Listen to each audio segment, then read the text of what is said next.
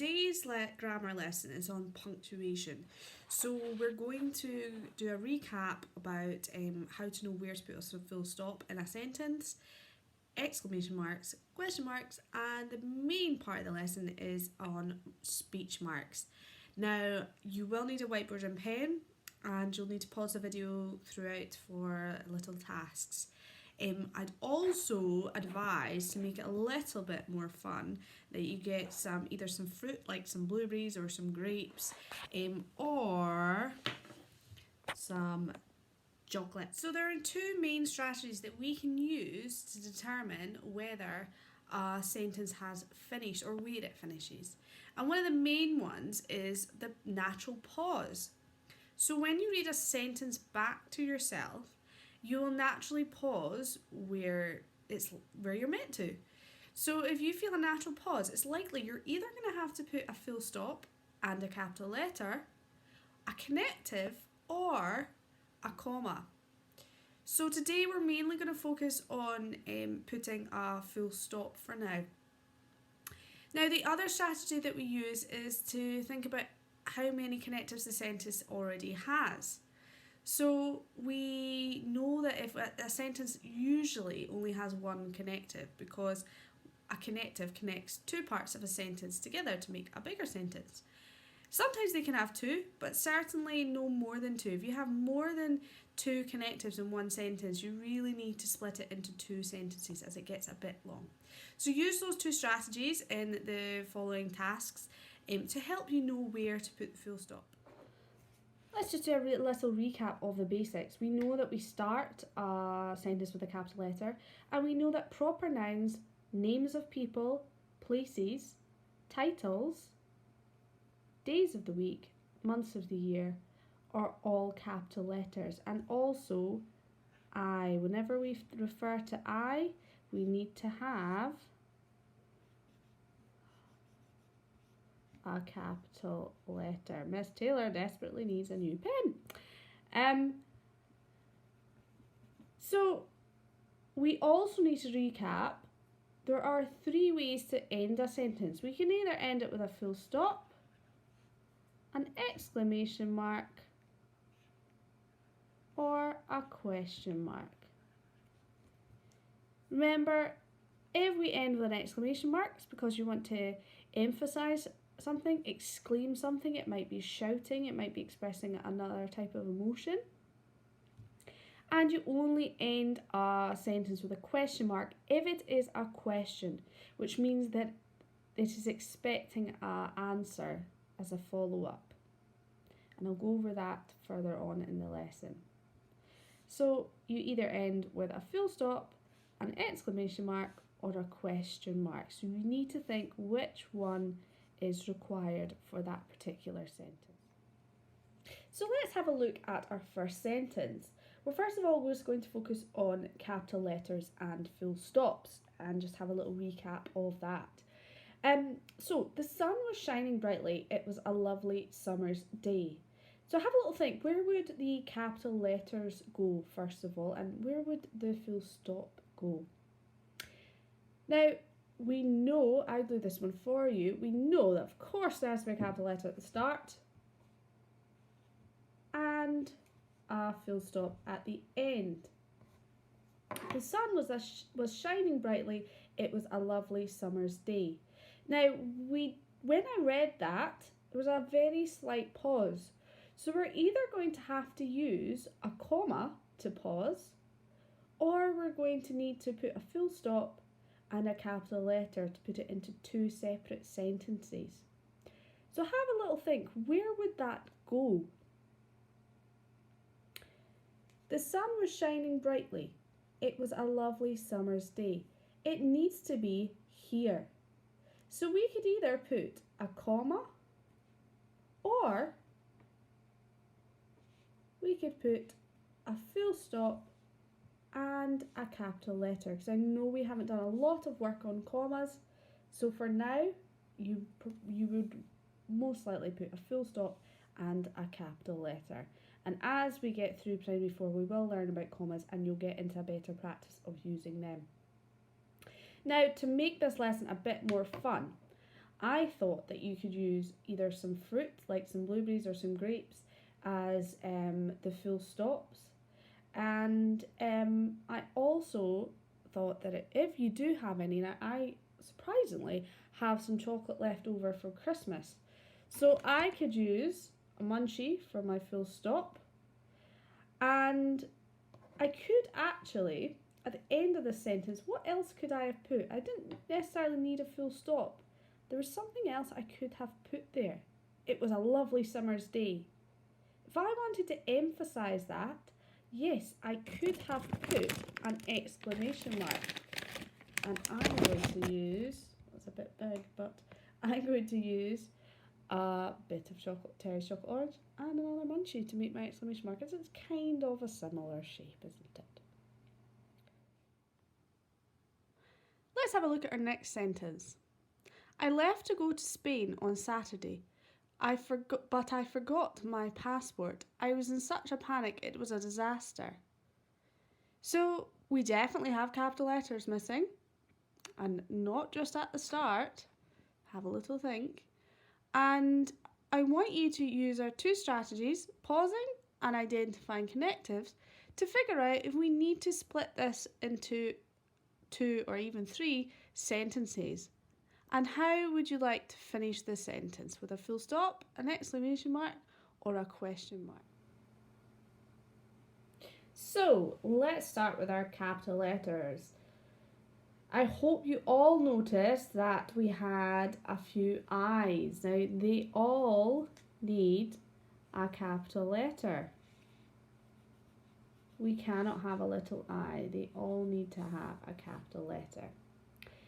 There was also 2 other words that needed a capital letter. I hope you identified them. They were proper nouns. Spain, because it's a country,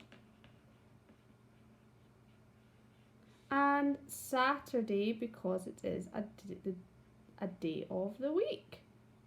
I'm so sorry about my pen, it's a bit messy. Now, we now need to decide, is this sentence too long? And I would say yes. If I read it out to you, I left to go to Spain on Saturday, but I forgot my passport. I was in such a panic, it was a disaster. I'm running out of breath a little bit. So we need to think about where we would put the full stop. So our first strategy, let's see if we have any connectives.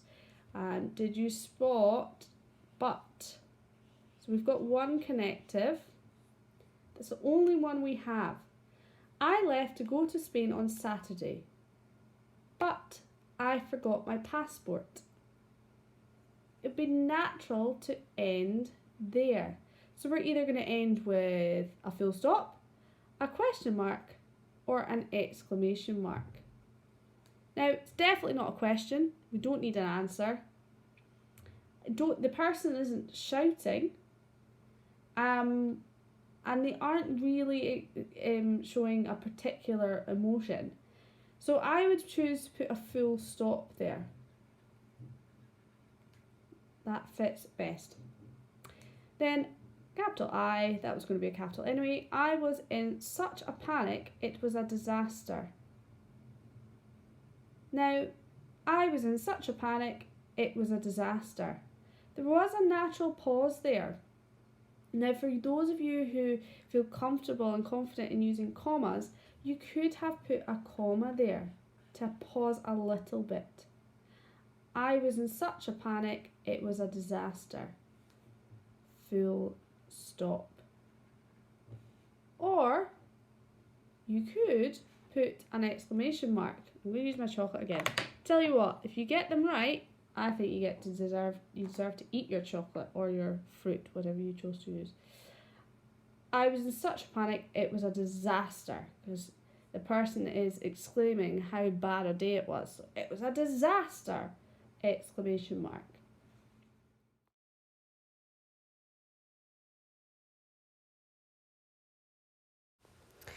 So that was a recap on knowing when to end a sentence. Now, we ended a few of those sentences with exclamation marks. We know we use them when we are exclaiming something or expressing an emotion.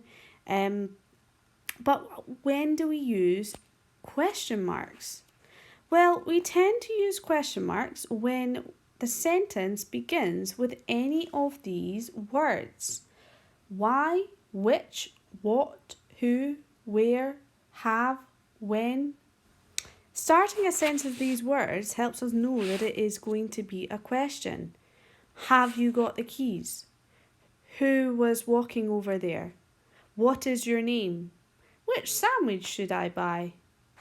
These are all ways to start a question. And they all are questions because they would require answers. So it's a really good clue when you're unsure about whether a sentence is a question. If it starts with any of these words, it's more than likely that it's going to be a question. So, if we have a little look at this very, very short, simple sentence, what time is dinner?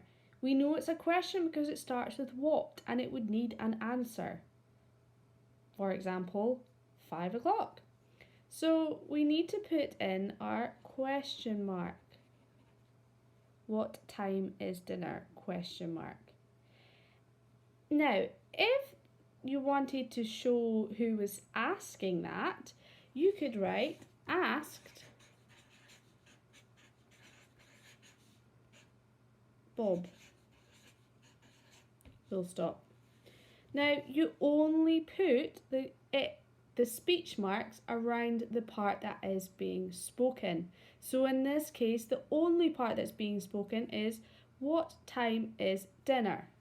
So we'd put our speech marks, open speech marks there, and our closed speech marks there.